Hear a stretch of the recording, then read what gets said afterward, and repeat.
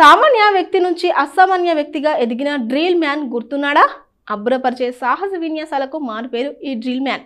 తాజాగా మరో ఒళ్ళు గగ్గులు పుడిచే సాహసంతో గిన్నిస్ బుక్ రికార్డ్ సాధించాడు. ఆ సాహసం పేరే తెలంగాణలోని సూర్యాపేటకు చెందిన Kranthi Kumar Panikera alias drill man.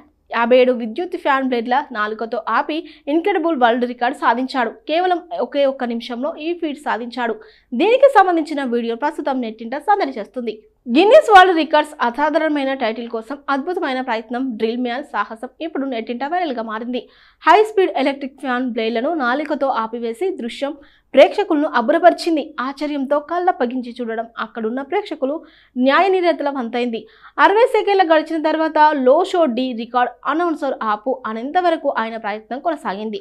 ఈ విషయంలో గతంలో తాను సృష్టించిన రికార్డును తానే అధిగమించాడు. సీసీటీవీ ఫుటేజ్ ద్వారా ఈ ఫీట్ ను మరోసారి నిర్ధారించుకున్న న్యాయ నిర్ణేతలు డ్రిల్ మ్యాన్ కు సర్టిఫికేట్ అందించారు. ఈ టైటిల్ ను సాధించిన తర్వాత డ్రిల్ మ్యాన్ భావోద్వేగానికి గురయ్యాడు. 2024లో 60 సెకండ్లలో ఎన్ని ఫ్యాన్లు నాలుకతో ఆపగలరు అన్న టాస్క్ లో నాలుకతో ఏకంగా 52 ఫ్యాన్లను ఆపి రికార్డ్ సాధించాడు.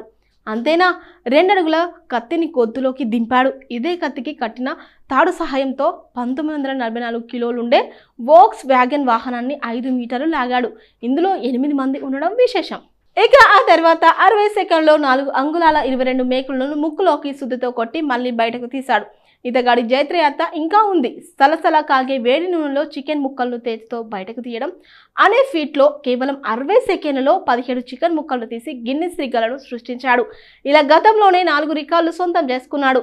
ప్రపంచంలోనే ఇలాంటి రికార్డులు నెలకొల్పిన వ్యక్తిగా నిలిచాడు క్రాంతి కుమార్. తాజా ఫీట్తో అతనిపై ప్రశంసల జల్లు కురుస్తుంది.